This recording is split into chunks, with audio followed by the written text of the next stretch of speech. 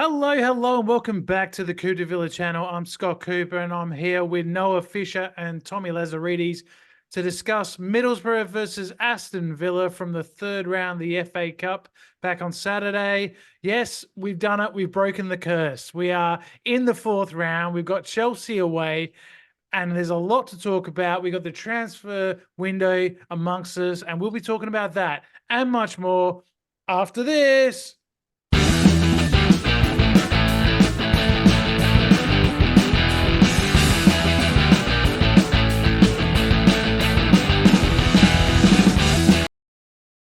Okay, yeah, so we were up at the Riverside Stadium. It was the third round of the FA Cup. Middlesbrough were the opponents. And Noah, I'll start with you because our record in the FA Cup was absolutely awful. It was 2015, I think, the last time we made it to the fourth round. And I'm not sure how old you were then, but I'm guessing quite young. Look, Middlesbrough, they were sort of mid-table in the championship. Michael Carrick's team have been sort of a bit up and down, and it was always going to be a difficult game, but we got the job done. Matty Cash with the late deflected goal, and we were in the hat for round four. Yeah, exactly. That's Scott. But first of all, I just want to start the podcast just by talking about a good friend of ours, Troy. Just want to send him all our best. He's still not doing the greatest. He's very sick at the moment, but everyone here at Cooper Villa, I know there's a lot of fans that miss him and talk about him a fair bit. So we do love you, Troy, and we're sending you our best. The streets won't forget Troy. Never. We love you, Troy, and we're thinking about you and the family, and we hope you start to feel better. But yeah, going back to the match, Noah. Look, what did you think going into this match? Did you think we were going to break that curse, or were you a bit worried that we might actually become the team with the record for the most times exited from the tournament of the same round? It's quite ridiculous. So 2016, Scott, you're 1 year off. The last time we won in the FA Cup, and we beat Wickham in the replay 2-0 at Villa Park. Mm-hmm. I remember talking about this time last year, and we lost to Stevenage, and then obviously we got battered 4-0 by Man City in the fourth round in that relegation season. I was 16 going on 17 when we last won the FA Cup match. So it feels like an eternity ago going on to that one. But look, going into the game, I was obviously nervous because any lower division team is going to be up for it. I mean, we haven't played Middlesbrough since our promotion season. Even though we have a very, very good record at the Riverside, I don't think we've actually conceded a goal there since we got relegated to the championship, which is honestly amazing. Yeah. But yeah, going into obviously nervous. The team I was obviously backing in, a very strong team. Some players in there need a bit of minutes. John Duran, one of them, which didn't quite take the opportunity that he needed to do. And Matty Cash never looked like missing. Best goal I've ever seen. So get us over the line. Yeah, he did get us over the line. And, there was, I think, 9,000 Villa fans there, a bit of an extended away section, which is always nice to see. And Tommy, look, I think one of the big stories I took from this game is just how much we miss Boubacar Kamara. He was the best player on the pitch, in my opinion. He was absolutely outstanding. I think he had 12 duels, 10. I think there was 6 recoveries of the ball, 8 tackles. It was crazy numbers. And considering he's been out for 3 games, it just really sort of highlighted the fact that he's so important to us. Yeah, and I think I saw some comment on one of the Villa threads, and actually it was a pretty interesting comment. It said, Dougie's only as good as Kamara is next to him. And I think that is a true testament to Kamara's ability. I still think he's potentially the signing of the season, when we signed him right on a free. I think he's a world beater. If Dougie's worth 50 to 100, you've got to put Kamara in the same bracket, I think. Does a lot of the dirty work, the 1% stuff that obviously us Villa fans will see, but a lot of others won't, and I think his presence was definitely noticed. Also, credit to Cashy, right? The Scottish Cafu. Mm-hmm. Great cross. Diaby only had to just flick the ball to him a couple meters, and I guess that's an assist these days. Mm-hmm. Fortuitous deflection. Very fortuitous. We'll take it, right? I mean, it's an ugly win. These teams, you see a lot of them upsetting Prem teams with full squads as well. And it's not easy to win these games. And I think that's a true testament to Villa right now. I think under Emery, anything's possible. I'm still gutted just about some of these other crappy results that, what do we like, draws and loss, whatever. And would have been nice to, it's scary to think that we could have been clear top of the table. I think we've all seen that thing floating around on Facebook. Seems to be my source of info lately. I haven't been on Twitter as much. Not in the Twitter sphere like Noah and you. I think they'll say with VAR, we'd actually be clear first.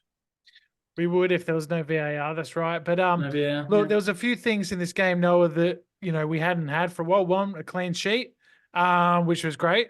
The other one, an away victory, which is always big, even against a lower league side. And, of course, breaking our hoodoo in the third round of the Cup is always nice as well. You did mention that there was a few changes, not as many as I think many of us predicted, the likes of McGinn, and that still started.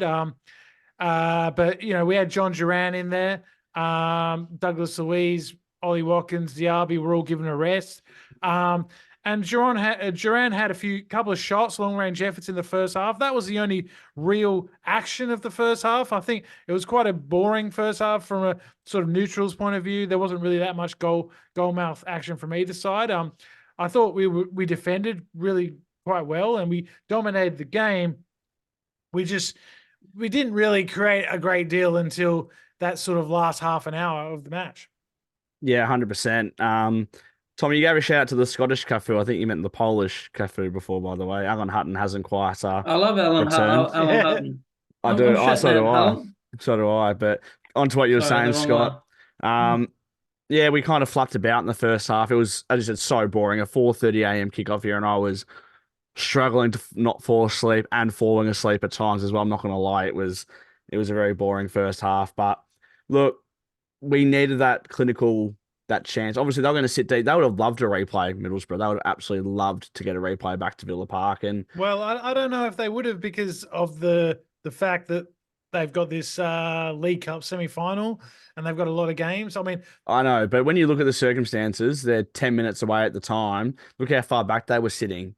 Like the second half, I know Martinez had to make a save or two as well. But I still think that if it had ended 0-0, they would have been happy with the result. Out of us two, we would have been really disappointed. They would have been happy with the result. That gives some confidence going into Villa Park too, exactly. Despite it being a fortress. So don't get me wrong. It would have been worse for us for sure. Yeah. So although I think they couldn't really afford it with the fixture, I know Thomas Frank of Brentford's absolutely annoyed with the replays and really hates it. But I mean, I wanted to talk about that actually with the Thomas Frank. I was going to bring that up later, but we could talk about it now. But I just want to say, if you don't like the replays, then you can go and manage in Germany, mate. You're a German. Like what? You want to come to England? And this is what we do. We do replays. German.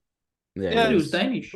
We do replays here, like in the FA Cup. It's the tradition. It is, and I just don't really like the sort of Premier League snobbery. I mean, these replays can save teams. Like Brentford, for example, in 2005, got a replay against, I think, Southampton when they were a lower league side, which helped save their club. Teams love replays. I remember last season when my local club, or family club, Grimsby, went on a massive FA Cup run to the quarterfinals. They got a replay against Luton. They drew at Kenilworth Road, and they packed out Blundell Park for an extra game, and they get most of the gate for that for the home leg. It's ridiculous how much money they can make from teams. it. Yeah. That's it. And I mean, they complain about too many games and all this, and then they go on these preseason tours of America or China or, Saudi Arabia or whatever. And, so, they're not worried about too many games, with that sort of thing. There's going to be a new Club World Cup coming every 4 years soon. Brentford aren't even in Europe. So, I mean, I don't get it. I don't get this sort of, let's scrap the replays. It's something that's like uniquely English, uniquely FA Cup, and it's you'd expect Pep, you expect Guardiola to say that, not Thomas Frank. Do you know what I mean? Load management. That's it. I mean, if you had as many games in the season as Man City, for example, I could understand, you don't want to replay, right? And there's been people talking this week as well, like if two Premier League teams draw each other, they can say to each other before the match, do you want to replay? No, we don't want one either. Let's just play a one-off game. But you can't, I think it's got to be the same rules for everyone. Same rules for everyone. It's got to be consistent. It's got to be consistent. Yeah. So I think the And replay should stay.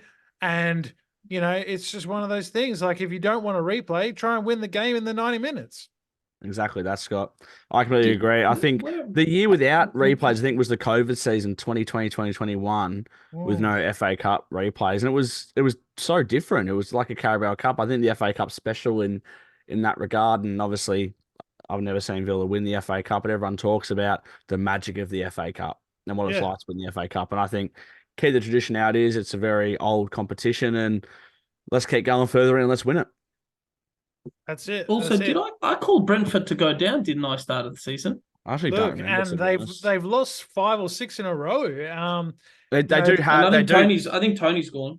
No, Tony. You reckon he's gone? I reckon he'll stay for the year. Yeah, it's going to be hard for anyone to pay 100 mil if that's what they're asking for him, considering he hasn't played for 8 months. But let's go back to the game, because there's a lot to talk about, Tommy, with Villa, and the big sort of transfer news around Villa has been around 2 names, and 2 names potentially leaving. One I predicted. Luca Digne, potentially going to Saudi Arabia. I haven't seen anything of that, by the way, from anyone notable. But yes, I haven't heard a lot about that recently. But the one that I have heard a bit about is John Duran going to AC Milan. Yeah, there's a bit of interest there, but that seems to have quieted down a bit too. But yeah, I was gonna say that's died off now too. Well, I've heard. Speaking of Italy, so now we're in for Roma left back Spinazzola. And I haven't heard that. That one's just popped. That just popped up earlier. I mean, like I saw it on a few pages. Us and Arsenal apparently. Yeah, and then also he's great left back, by the way. I still think Kieran Tierney would be a great look shout, but whatever. And then also, so there's someone simply signed him in the Villa group. So Cyril Ngong from is he Hellas Verona? Yeah, I think I know the guy. The centre forward or winger? Yes, from left Norwich, footer. is it? I've heard people saying we got like a verbal agreement or something. Is that the one I'm thinking of? 10 million or something. And then the latest one is someone I predicted, Jonathan David, has popped up out of nowhere again. I haven't seen that. I haven't seen Jonathan David. Mate, what rumors are you looking at? I don't know. I saw Frimpong. Frimpong's the other one. You're right. Yes. I saw a Peterborough defender. I didn't see that. And Lamar Bagard is going, I think his name was. The who? Who's going on loan? Tommy? Lamar. Yeah, he's going back on loan. Yeah, we recalled the gun center. By the way, I was watching the highlights. Is it Swindon Town? Finn Azaz is a gun. He's a freak. He's now going to I don't know why we sold him to Middlesbrough. Burning, man. Great talent. He had 12 months left in his contract and he probably wouldn't re-sign. I know. And that's another 2.5 million profit, 100% profit. Bang. So. Wow. Must be struggling for selling Digne. He's better stand out. I don't think we're going to sell Digne. I think that's all cap. I don't believe those rumors. I'll tell you what. I was watching this thing on YouTube once, and I was on the was it Van Foster's, the Fozcast, whatever. Anyway, the cycling goalie. Actually, they brought in a guy, and he was, I think, the head of he was like chief medical officer, whatever, at Arsenal. And what I think's happened with Digne is when we signed him, they give you a grading between 1 to 5, 1 being low, 5 being high. I'm almost certain Digne would have been a 5 because he was always injured for Everton, ACL. And so if it's a 5, what was his name?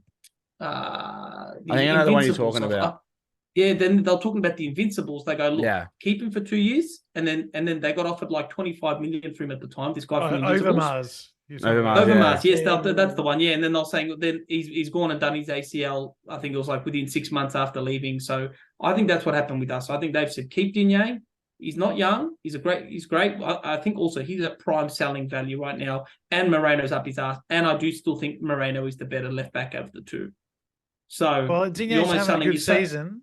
He is. He is having a good season. Also, is he the long-term solution? I mean, it's great to have competition for places, but it's only a matter of time before Moreno's like, well, hang on, like, you guys brought me here. Am I going to play? And I'm all for, like, you got to work for your spot, but he's the better of the two. I would agree. I would agree with that, but I'd also say that what's he going for? We need two players in each position. We've got absolutely, especially as we're in Europe, and we need a right back, I think, to give Matty Cash a bit of Well, Frimpong would be amazing. They're saying, look, we can trigger the release clause. What is it, 34 million pounds or euros? Yeah, Or they said apparently Villa might negotiate to 30. They said for 4 million, man, just pull the trigger, right? Like, because then it's up to the player. And Dybala's the other one that we've been linked with. I did say that. I saw Dybala. Did you see his 12 wife? million. His wife on that interview with Emmy Martinez and Ian Wright, they was saying that she would, she wants Dybala to come to Villa. Yeah. Like he was saying, well, Emmy Martinez was saying, this was from probably like 6 months ago. And he was saying, oh, I'm trying to get some of my mates from Argentina to come to Villa. And like Dybala's wife works in the media and she was doing the interview and she says, yeah, well, Dybala, so, you never know. Pretty funny. He must have some serious pull. And I remember, isn't that what sparked all the Messi rumors with us? Ages ago, yeah.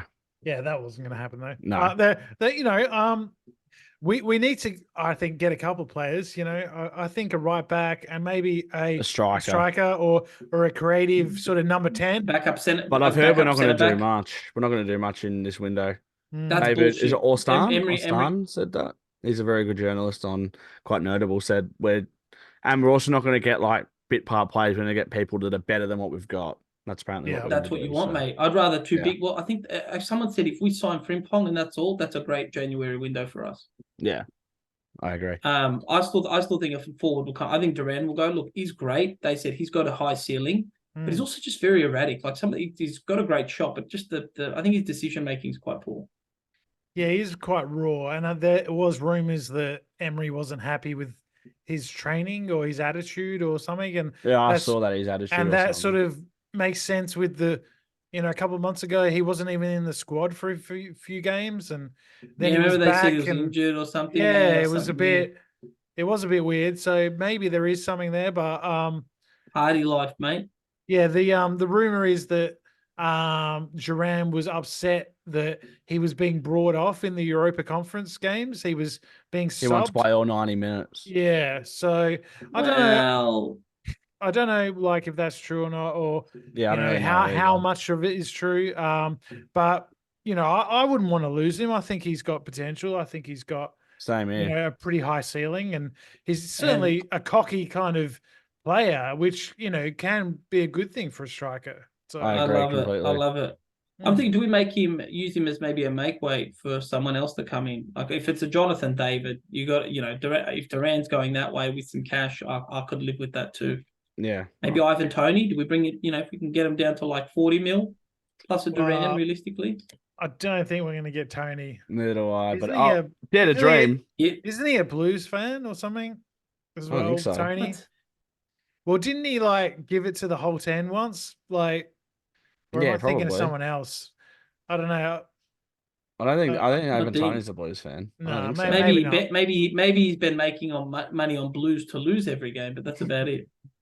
Yeah, there is that. I mean, you don't know how he's going to come back. I mean, for a team like Arsenal, who are the biggest sort of team that's been rumored to be wanting to sign him. I mean, I know they need a centre forward. I think you take a punt. If they dropped 100 mil on him, and then he took like 3 or 4 months to get going, and that's it. They're out of the title race.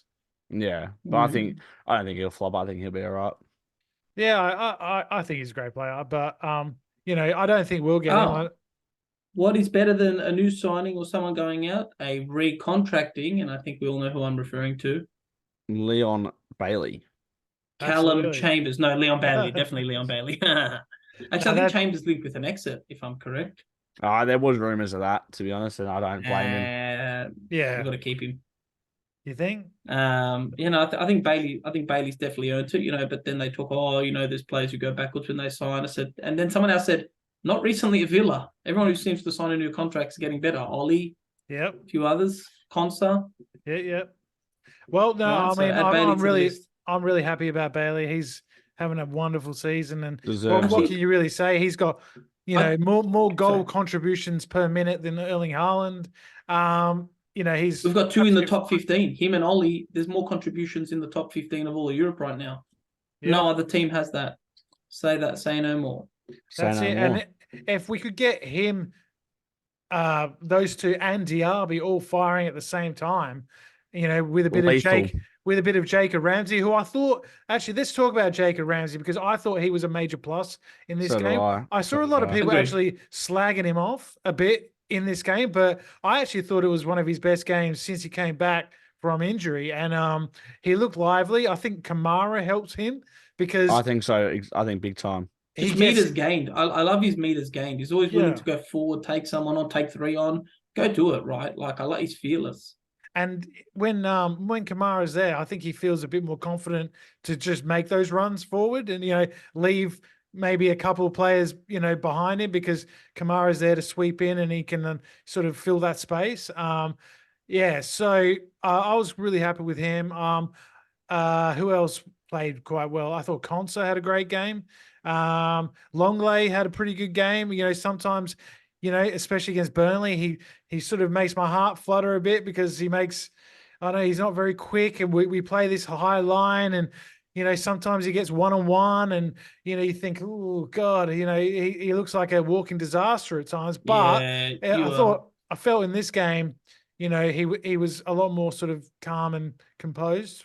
I've got a question for you, Scott. Mm-hmm. We were talking about it before, how the FA Cup should have same rules for everyone. Yep. VAR. VAR. We didn't have VAR against Middlesbrough. Loved it.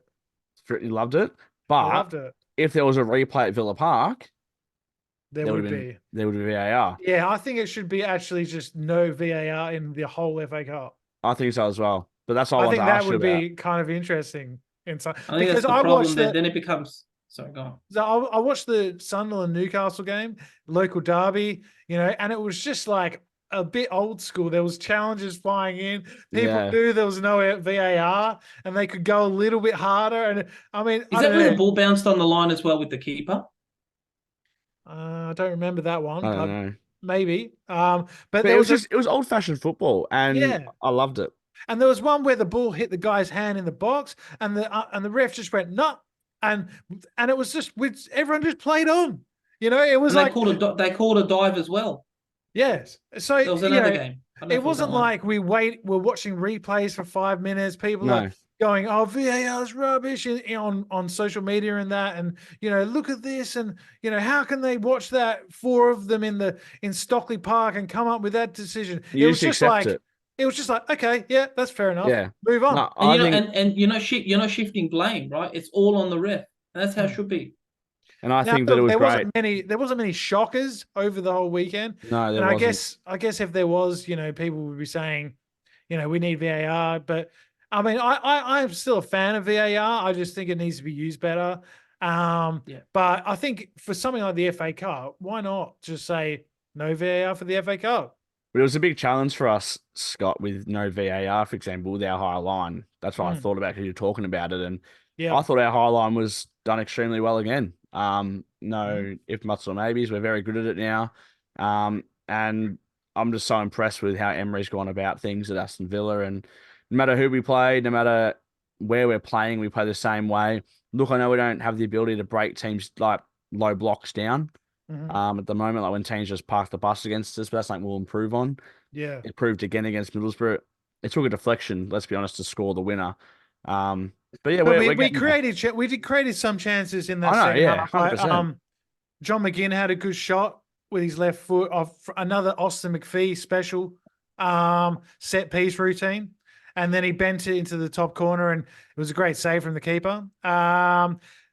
Ezri Konsa hit the post with a good header.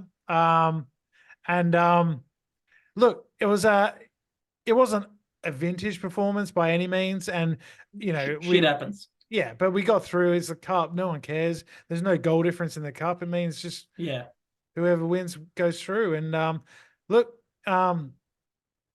we do need VAR on Tommy. You're right. But I think that the Chelsea game is going to be a great spectacle. I think now, because we all want to win the trophy and we want to go far in this tournament, and not many bigger tests than our next one, just about. I was talking to Owen before the draw. I said, who we're going to get? City away or United away? Typically United away. I woke up, Chelsea away. So you can't seem to get away from the big 6 in the Premier League. What do you mean? We're the big 6, mate. Chelsea were like, we don't want Villa away. Well, or at home. will we see another Christian Perslow in the away end? I saw that That's floating around on Twitter. I thought, why not get him in there? Has he still been coming to games? He went to Chelsea away this year. yeah. Oh no, it wasn't What a this year, was it? champ! Yeah, it was Was this it? year. It was Oh, this it was. year. Yeah, okay. I think Or he this was let season. go. I think the Gerrard decision unfortunately fell on his head. But I actually Yeah. really liked him. I thought Perslow was great. He was so transparent with the fans.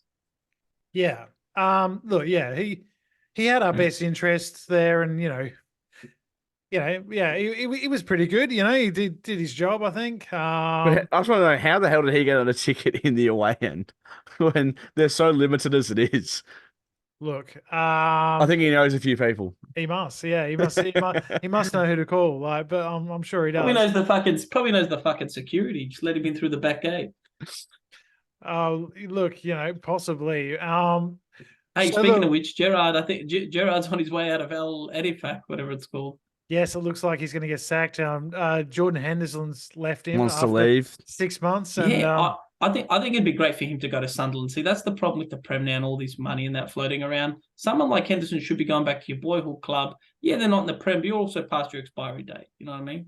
that's it. I mean, there's actually rumors he's going to go to Newcastle, which I can't believe. But I know that's Yeah. like the enemy club. That's like that. I don't know. I was like Gareth Barry going for bloody to Birmingham. right, yeah. I mean, it's Literally, it is because He's a Sunderland boy. he is. well, look, I don't know where he's going to go. I don't want him, but Neither do I. yeah, we've got plenty of. He can go to midfielders. He can go to Luton, Unai on the other Yeah, hand. someone like a Luton or a Nottingham Forest, Crystal or, Palace. Hey, what Yeah, about Ross Barkley? He's bloody buzzing at Luton. I'm Hey, buzzing that's for him, to be honest. I'm happy for him. Yeah, I watched him against Chelsea, and that Yeah, same. he was like Zidane, man, in there. He was literally getting the ball and Because trying to take the he piss is out of the he Chelsea is what players. Jack Grealish was to us. Hmm. He is Nothing. their guy. He is he's their go-to ball carrier, distributor. Yeah. And someone like He's the Andros golden boy. Townsend is going so well there as well. Yeah, look, it's like Dad's I army. think it's just a club full of passion, I think, Noah, to be honest, right? They're just on a high. And, if you're going to go to that club, you're not going to do much. So at least challenge, survive. That's a win and build on that. I mean, that's what we Yeah. done when we came back up, right? We struggled. But I thanks think to good old VAR. I think if Brentford did continue to slip and Tony comes back and he's not firing, it could be Luton that get themselves out of it. I don't see Burnley or Sheffield United getting out No. of the bottom three. I think A team to bad watch for for company, me though. is Palace, Crystal Palace. Watch them. They're sliding. Yeah, Yeah. look, I've said this for years. Noah, Roy Hodgson is a Viagra pill. He's a great interim coach. He'll give you a good 6 months, but then he's got no long-term strategy. I also need to go, by the way. So I'm going to send my love. And for all the fans, I need a poo. All right, Scott. So this all can right, be on Tommy, the bloopers. we're wrapping Love up. you, boys. Give us your prediction quickly for Everton. 3-1 Villa. 3-1 Villa. Okay. Yeah. Well, have a good time at the toilet. So, Noah, what's your prediction for the Everton match on Sunday? My first prediction is Tommy to make it to the toilets. Look, it sounds like something's going on there. He was struggling. No one else Yeah. can see this, but we have like our Zoom chat up, and he was putting in how badly he needs to go to the toilet. So, Right. Everton away. I know they're not in good form at the moment. I'm not sure if Calvert-Lewin's red card got overturned yet. I'm not sure if you know that or anything, Scott. No, I haven't heard anything. I know that they did challenge, but But if he doesn't play, I'm not sure where they're going to get goals from, to be honest. So I think it's going to be a bit of a struggle. I'm going to go 2-0 Villa. okay, I am going to go In the Cooper Cup, by the way, the it is anticipated. Cooper Cup. I'm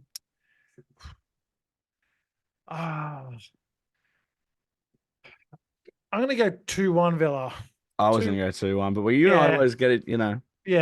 I'm going to go 2-1 Villa. I was actually going to go say a draw, but I've changed my mind because of the Calvert-Lewin thing and because I just think, that was a big win against Boro, and got us back to winning an away game. And I think we can win another one this weekend. So, why not? Everton have sort of dropped off a bit the last few weeks after getting their 10-point deduction back after winning 4 games. they were in good form after the They were. deduction, but they've dropped off a bit. And so look, it's going to be a tough game. It could be any result really, but I'm hoping we can keep pace with the likes of Liverpool and We need to. Man City and This get is a that. big month, Scott. If we do well, if at the end of January we're still in the top 2, top 3, we're looking very, very good. Which I'm so excited about. I'm absolutely buzzing for this season, and happy the Premier League action's back. Absolutely. And just one more thing before we go, I just want to say Franz Beckenbauer passed away I did see that. today. Very tragic news. He was absolute legend. De Kaiser, maybe the best defender that ever lived. One of the best players, German players ever, obviously, maybe the best. And, was one of those guys when I was young and I had the whole old VHS tapes of the old World Cups and that. He was just, one of those legends that kind of just shaped the game. I was going to say, he kind of, because I obviously didn't get the privilege of watching him ever. I'm not going to lie, I haven't seen any footage of him, but he wasn't the biggest centre back, if I'm not wrong, and he kind of altered the position. Well, he started off as like a defensive midfielder, but his thing was he was a ball playing defender. That he was the first sort of ball playing defender that could come out of the back and start the attacks. And now you're seeing the likes of Man City with John Stones doing that sort of thing, and Aston Villa with Desiree Konsa. Yeah, well, that was him, and it's just really sad because he was the last of that kind of generation of legends that were still alive, the Pelés, Bobby Charlton, Cruyff, and all these guys. So, now that he's passed away, it's kind of like all those legends have sort of, gone by the wayside. That era's kind of over now, isn't it? But he changed football forever. He's someone that obviously you hear about a lot, especially in German football. They always talk about him, and rightly so. So it is another tragic day. That's it. So yeah, that's about it for this week. Thanks again for all your support. Plenty of support and questions and comments on the last video. It was great. Let us know how you feel about VAR in the FA Cup. Would you like to see it in all the rounds? Would you like to see it? No VAR, of course. Would you like to see us just get rid of it? Would you like to see us get rid of it in the Premier League? What are your thoughts on replays in the FA Cup? What are your thoughts on, if we do beat Chelsea in the next round, who would you like us to see? Would you like us to get a draw against Birmingham? If they can manage to get through, they've obviously got a replay. I was hoping against Hull before they can even get to round 4. But I was hoping, because it's always good to play them, even even as we do beat them all the time. It's good for the town. It's good for the city. It is. Even though those, back in those early days when they first got promoted to the Premier League and they beat us a few times, it was hard to take, back in the Enkelman days and all that. But recently we've had the better of them, and long may that continue. But everyone, I hope you're enjoying 2024, and please like and subscribe, comment on the video, and we will see you next week after Everton. Up the Villa!